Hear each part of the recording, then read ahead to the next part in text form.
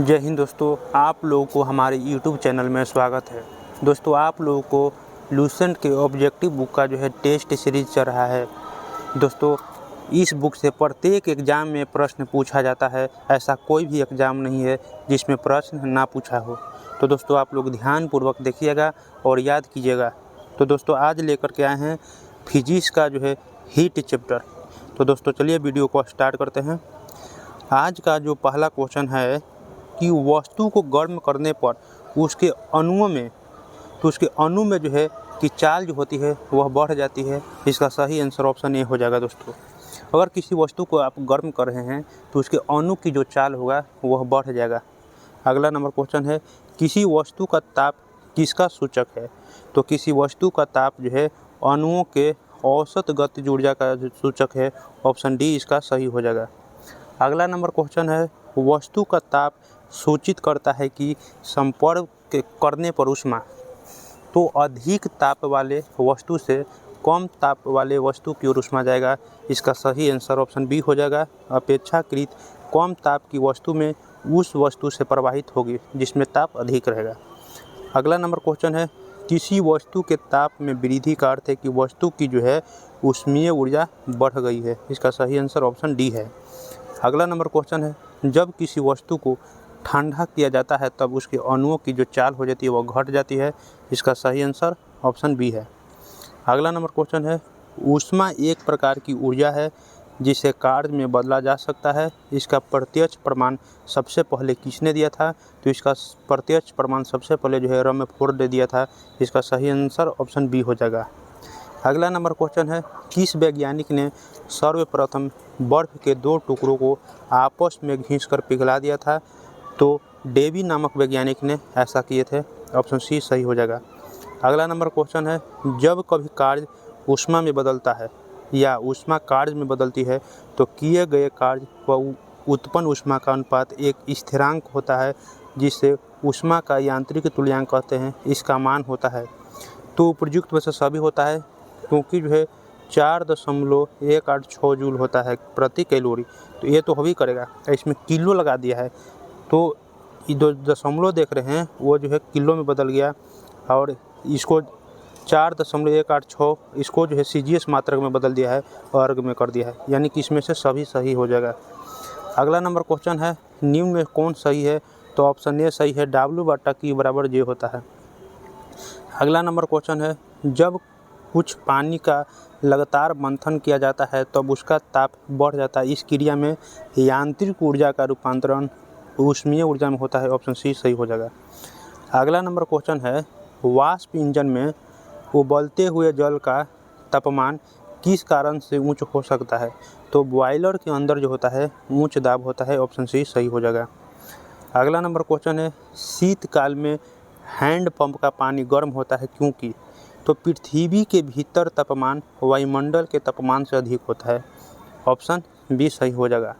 अगला number question है, SI system में तापमान की इकाई है तो केल्विन तापमान की इकाई है। ऑप्शन ए सही हो जाएगा।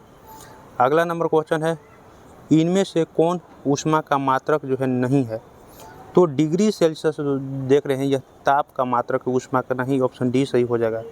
अगला नंबर क्वेश्चन है, ताप का एसआई मात्रक क्या है? तो ताप का एसआई मात्रक केल्विन होता है। ऑप्शन ए सही है। अगला नंबर क्वेश्चन है, 1 किलो कैलोरी ऊष्मा का मान होता है। तो एक कैलोरी बराबर 4.2 जूल होता है और यहाँ पर किलो लगा दिया है तो किलो माने 4.2 किलो 10 के पावर 3 को कहते हैं। तो 4.2 गुना 10 के पावर 3 जूल हो जाएगा। ऑप्शन सी सही हो जाएगा। अगला नंबर क्वेश्चन है, जल प्रपात के स्थल पर जल का तापमान ऊपर की अपेक्षा अधिक होने का कारण है? तो गिरता हुआ जल परिवेश से ऊष्मा का शोषण कर लेता है। ऑप्शन डी इसका सही आंसर है। गिर रहे जल की गतिज ऊर्जा ऊष्मा में बदल जाती है। इसका सही आंसर ऑप्शन सी हो जाएगा। गिर रहे जल की गतिज ऊर्जा होता है वह ऊष्मा में बदल जाता है। ऑप्शन सी सही है। अगला नंबर का क्वेश्चन है, गर्मियों में ताप 46 डिग्री सेल्सियस हो जाने पर भी ऊँट गर्मी से राहत महसूस करता है क्योंकि अपने शरीर का ताप को 42 डिग्री सेल्सियस तक बढ़ा देता है। ऑप्शन बी सही हो जाएगा।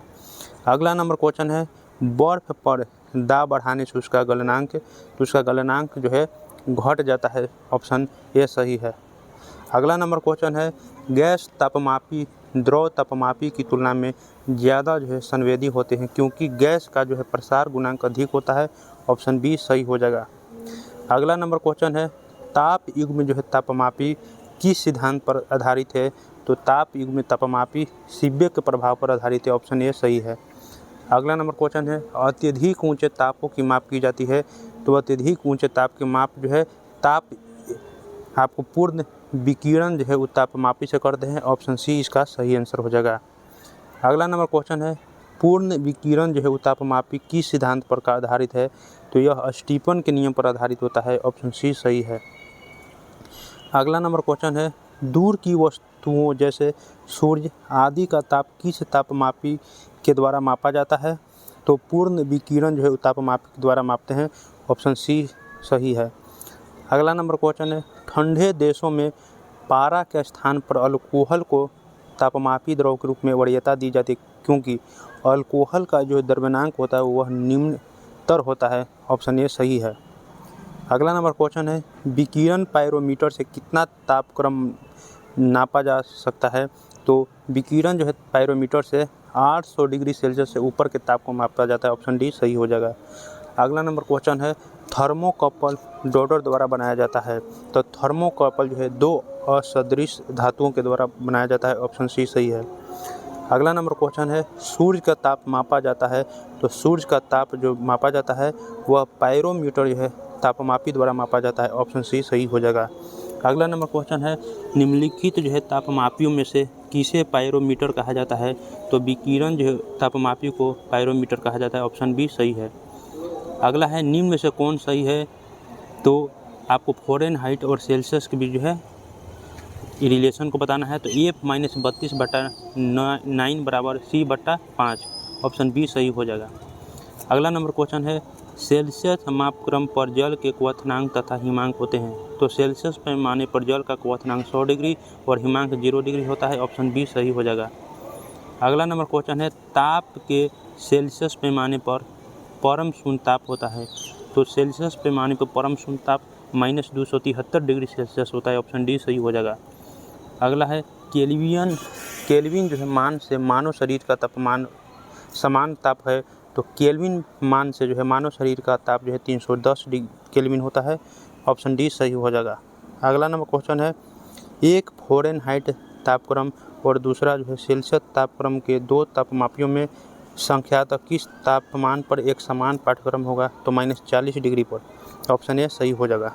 अगला नंबर क्वेश्चन है, न्यूनतम संभव ताप है। तो -273 डिग्री सेल्सियस न्यूनतम संभव ताप, इसे ही परम शून्य ताप कहते हैं, ऑप्शन ए सही हो जाएगा। अगला नंबर क्वेश्चन है, फ़ारेनहाइट स्केल पर किसी वस्तु का ताप जो है 212 डिग्री फ़ारेनहाइट है। तो सेल्सियस पैमाने पर उस वस्तु का ताप होगा, तो सेल्सियस पैमाने पर उस वस्तु का 100 डिग्री सेल्सियस होगा क्योंकि यह क्वथनांक बिंदु दिया हुआ है फ़ारेनहाइट में। तो जल का क्वथनांक बिंदु 100 डिग्री सेल्सियस होता है। अगला नंबर क्वेश्चन है, सेल्सियस पैमाने का 0 डिग्री सेल्सियस फ़ारेनहाइट स्केल के कितने डिग्री के बराबर होता है? तो फ़ारेनहाइट के जो है 32 डिग्री के बराबर होता है, ऑप्शन बी सही हो जाएगा। अगला है, मानव शरीर का जो है समान तापक्रम 98.4 डिग्री यानी फ़ारेनहाइट है, इसके बराबर डिग्री सेल्सियस में तापक्रम तो 37 डिग्री के आसपास होता है, ऑप्शन बी सही हो जाएगा, 36.89।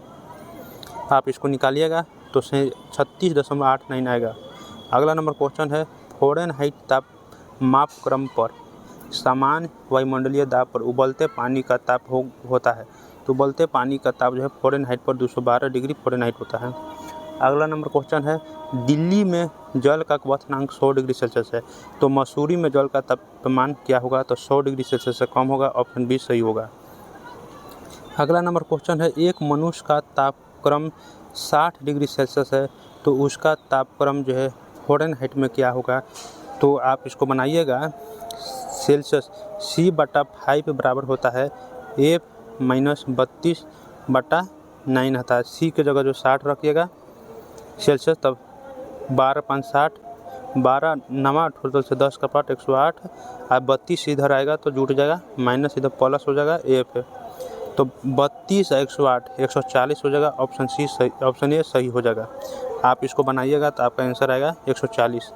अगला नंबर क्वेश्चन है, किसी मनुष्य के शरीर का समान तापक्रम होता है तो फ़ारेनहाइट में जो है 98.4 होता है, यानी कि 98 डिग्री फ़ारेनहाइट होता है, ऑप्शन ए। अगर वही सेल्सियस में तो 37 डिग्री सेल्सियस के आसपास हो जाता है। केल्विन में पूछता 310 केल्विन होता। अगला नंबर क्वेश्चन है, तप्त जल के थैलों में जल का प्रयोग किया जाता है क्योंकि जल का जो विशिष्ट ऊष्मा होता है अधिक होता है, ऑप्शन सी सही आंसर हो जाएगा। अगला नंबर क्वेश्चन है, धातु की जो है चयदानियों में लकड़ी के हैंडल क्यों लगे होते हैं? तो लकड़ी ऊष्मा के जो है कुचालक होते हैं, इसलिए लगा होता है, ऑप्शन ए सही हो जाएगा। अगला नंबर क्वेश्चन है कि जब गर्म पानी को मोटे कांच के गिलास के ऊपर छिड़का जाता है तो वह टूट जाता है, इसका क्या कारण है? तो जब छिटिएगा तो अचानक ही गिलास जो है विस्तारित हो जाता है, ऑप्शन ए सही हो जाएगा। अगला नंबर क्वेश्चन है कि पानी का घनत्व किस ताप पर अधिकतम होता है? तो पानी का घनत्व 4 डिग्री सेल्सियस पर सबसे अधिक होता है। अगला नंबर क्वेश्चन है, जब बर्फ़ को जो है 0 डिग्री सेल्सियस से 10 डिग्री सेल्सियस तक गर्म किया जाता है तो जल की आयतन, तो जल का आयतन जो है 4 डिग्री सेल्सियस पर सबसे कम होता है। तो 0 से जब 4 की ओर जाएंगे तो पहले जो है घटेगा, उसके बाद बढ़ेगा, तो पहले कम होगा उसके बाद बढ़ेगा, ऑप्शन डी सही हो जाएगा। अगला नंबर क्वेश्चन है, यदि जल को जो है 10 डिग्री सेल्सियस से 0 डिग्री सेल्सियस तक ठंडा किया जाए तो कह रहा है कि जल का आयतन 4 डिग्री सेल्सियस तक तो कम होगा फिर बढ़ेगा, बिल्कुल सही है। जल का जो आयतन 4 डिग्री सेल्सियस पर सबसे कम होता है, तो 10 से आएंगे 4 की ओर तब पहले घटेगा, फिर 0 की ओर जाएंगे तब बढ़ेगा, ऑप्शन ए सही हो जाएगा। अगला नंबर है, साइकिल के ट्यूब अधिकांशतः गर्मियों में क्यों फटते हैं? तो गर्मी के कारण ट्यूब फट जाता है, ऑप्शन ए सही है।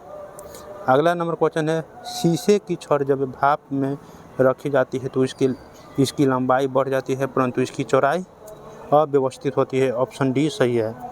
अगला नंबर क्वेश्चन है, लोलक घड़ियां गर्मियों में सुस्त क्यों हो जाती है? तो लोलक की लंबाई बढ़ जाती है जिससे इकाई दोलन में लगा हुआ समय बढ़ जाता है, ऑप्शन सी सही हो जाएगा। दोस्तों आप लोग अच्छे से याद कीजिएगा, प्रत्येक एग्जाम में जो है इस बुक से जो है प्रश्न पूछा ही जाता है। जो भी विद्यार्थी हमारे चैनल पर नहीं हैं तो हमारे चैनल को लाइक कर ले, सब्सक्राइब कर ले, साथ ही साथ जो है अपने दोस्तों के पास शेयर कर ले ताकि उनको भी लाभ हो। अगला क्वेश्चन है, एक धातु की ठोस गेंद के अंदर कोटर, जब इस धातु की गेंद को गर्म किया जाएगा तो कोटर का आयतन बढ़ेगा, ऑप्शन ए सही हो जाएगा। अगला नंबर क्वेश्चन है, जब किसी बोतल में पानी भरा जाता है और उसे जमने दिया जाता है तो बोतल टूट जाती है क्योंकि पानी जमने पर फैलता है, ऑप्शन ए सही है। अगला नंबर है, अत्यधिक शीत ऋतु में पहाड़ों पर जो है पानी की पाइपलाइनें फट जाती है, इसका कारण क्या है? तो अभी बोले कि पानी जो है जमने पर फैल जाता है इसलिए पाइप फट जाता है, ऑप्शन सी सही है। अगला नंबर है, 2 रेल पटरियों के मध्य जोड़ पर एक छोटा सा स्थान क्यों छोड़ दिया जाता है? क्योंकि धातु गर्म करने पर फैलता है और ठंडा होने पर सिकुड़ती है, इसका सही आंसर ऑप्शन बी है। अगला नंबर क्वेश्चन है, किसी झील की सतह का पानी बस जमने ही वाला है, झील के अंतः स्थल में जल का क्या तापमान होगा? तो 4 डिग्री सेल्सियस। अगला नंबर क्वेश्चन है, शीतकाल में जब ठंड से जल जम जाता है तब मछलियाँ और अन्य जलीय जीव जीवित रह सकते हैं क्योंकि जल का केवल ऊपरी परत ही जमता है, ऑप्शन ए सही होता है। अगला नंबर है, ऊष्मा के संचरण की विधि है तो चालन भी है, संवहन भी है, विकिरण भी, ऑप्शन सी डी सही हो जाएगा, उपयुक्त सभी। अगला क्वेश्चन है, ऊष्मा के संचरण की किस विधि में पदार्थ के अणु एक स्थान से दूसरे स्थान तक स्वयं नहीं जाते? तो चालन विधि में ऐसा होता है, ऑप्शन ए सही हो जाएगा। अगला है, द्रव तथा गैसों में ऊष्मा का स्थानांतरण निम्न में से किस विधि द्वारा होता है? तो द्रव और गैस में ऊष्मा का स्थानांतरण जो है संवहन विधि होता है, ऑप्शन बी सही है। अगला है, विद्युत केतली में पानी गर्म होता है तो पानी गर्म में जो है संवहन के कारण होता है, ऑप्शन बी सही है। अगला है, सूर्य की ऊष्मा पृथ्वी पर निम्न में से किस प्रकार के संचार माध्यम से आती है? तो विकिरण से आती है, ऑप्शन बी सही है। अगला है, निम्नलिखित में से किन तरीकों द्वारा ऊष्मा स्थानांतरण के लिए किसी माध्यम की आवश्यकता नहीं होती है? तो इसका सही आंसर ऑप्शन बी हो जाएगा, विकिरण। अगला है, ऊष्मा संचरण की वह विधि जिसमें माध्यम के कण गति नहीं करते हैं कौन सी है? तो माध्यम के कण गति नहीं करता है, विकिरण हो जाएगा, ऑप्शन सी सही है। अगला है, निम्नलिखित में से कौन ऊष्मा का सर्वोत्तम चालक है? तो पारा जो है ऊष्मा का इसमें सर्वोत्तम चालक है, ऑप्शन बी सही है। अगला है चांदी की ऊष्मीय चालकता तांबे की ऊष्मीय चालकता की अपेक्षा अधिक होती है, ऑप्शन बी सही हो जाएगा। अगला है बोलोमीटर मापने की एक युक्ति है तो ऊष्मीय विकिरण को मापता है, ऑप्शन सी सही हो जाएगा। अगला नंबर क्वेश्चन है ठंड के दिनों में लोहे की गुटकी और लकड़ी के जो है गुटकी को प्रातः काल में छुए तो लोहे का गुटका ज़्यादा ठंडा लगता है, क्योंकि लकड़ी की तुलना में जो है लोहा ऊष्मा का अच्छा चालक है, ऑप्शन बी सही है। इसी कारण जो है लोहे के गुटके जो है ज़्यादा ठंडा रहता है। अगला नंबर क्वेश्चन है कोरे जाड़े में झील की सतह हिमशीतित हो जाती है किंतु उसके तल में जल द्रव अवस्था में बना रहता है, यह किस कारण से होता है? तो जल की सघनता 4 डिग्री सेल्सियस पर अधिकतम होती है, ऑप्शन सी सही हो जाएगा। अगला है एक टेबल पंखे को बंद कमरे में चलाने पर कमरे की हवा गर्म हो जाती है, ऑप्शन ए सही हो जाएगा। अगला है यदि जो है रेफ्रिजरेटर के दरवाजे कुछ घंटों के लिए अगर खुले छोड़ दे तो कमरे का जो है तापमान क्या हो जाएगा? तो बढ़ जाएगा, ऑप्शन बी सही हो जाएगा। अगला है यदि किसी धातु को खाना पकाने के बर्तन बनाने में प्रयुक्त किया जाता है तो ताप चालकता कम होनी चाहिए उस धातु का, ऑप्शन ए सही होगा। अगला है निम्नलिखित में कौन ऊष्मा का सबसे अच्छा सुचालक है? तो समुद्र का जो पानी है वह ऊष्मा का सबसे अच्छा सुचालक है, ऑप्शन सी सही हो जाएगा। अगला है आणविक जो है संगठन के द्वारा ऊष्मा का संप्रेषण क्या कहलाता है? तो आणविक संगठन के द्वारा ऊष्मा का संप्रेषण संवहन कहलाता है, ऑप्शन बी सही है। अगला है निम्नलिखित द्रव में कौन सा ऊष्मा का बहुत अच्छा चालक है? तो पारा जो है ऊष्मा का बहुत ही दिए हुए में सबसे अच्छा चालक है, ऑप्शन ए सही हो जाएगा। अगला है सूर्य विकिरण का कौन सा भाग सोलर कुकर को गर्म कर देता है? तो अवरक्त किरण जो होता है वह सोलर कुकर को जो है गर्म कर देता है, ऑप्शन बी सही हो जाएगा। अगला है शीतकाल में कपड़े हमें गर्म रखते हैं क्योंकि शरीर की ऊष्मा को बाहर जाने से रोकता है, इसलिए हम कपड़े जो है गर्म रखते हैं, ऑप्शन डी सही हो जाएगा। अगला नंबर क्वेश्चन है धूप से बचने के लिए छाते में रंग संयोजन निम्न में से कौन सा सबसे उचित है? तो ऊपर सफ़ेद होना चाहिए और नीचे काला होना चाहिए, ऑप्शन बी सही है। अगला है अफ्रीका के काली जो है त्वचा वाले व्यक्ति ब्रिटेन के सफ़ेद त्वचा वाले व्यक्तियों की तुलना में अधिक गर्मी महसूस करते हैं, क्योंकि काला जो होता है रंग होता है वह प्रकाश को शोषित कर लेता है सारा प्रकाश को, इसलिए जो है वह ज़्यादा गर्मी महसूस करेगा। अगला नंबर क्वेश्चन है सुबह का सूरज इतना जो है गर्म नहीं होता है जितना दोपहर का, क्योंकि तो सुबह के समय जो है सूरज की किरणों को अंतरिक्ष में अधिक दूरी तय करनी पड़ती है, इसी कारण जो है उतना गर्म नहीं होता है, ऑप्शन डी सही है। अगला है काले वस्त्रों के मुकाबले श्वेत वस्त्र शीतल क्यों होते हैं? तो श्वेत वस्त्र जो होते हैं वो सारा प्रकाश को परावर्तित कर देते हैं, जबकि काला वस्त्र सारा प्रकाश को अवशोषित कर लेता है, और जब अवशोषित कर लेगा तो ज़्यादा गर्मी देगा। इसका सही आंसर ऑप्शन बी हो जाएगा। उनके पास जो भी प्रकाश आता है उसे परावर्तित कर देती है सफ़ेद कपड़ा। अगला नंबर क्वेश्चन है ऊनी कपड़े सूती वस्त्रों की अपेक्षा गर्म होते हैं क्योंकि वे ताप के अच्छे रोधक होते हैं, ऑप्शन डी सही हो जाएगा। जो ऊनी कपड़ा है वह जो सूती कपड़ा से ताप के अच्छे रोधक होते हैं, इसलिए जो ज़्यादा गर्मी देता है।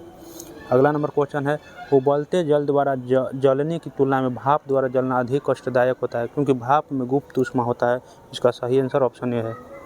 अगला नंबर क्वेश्चन है वायुमंडल में आर्द्रता की उपस्थिति एक ऐसे स्टील के गिलास की बाह्य सतह पर जल की बूंदें देखकर सुनिश्चित की जाती है जो भरा हो, तो ठंडे जल से भरा हो, ऑप्शन सी सही हो जाएगा।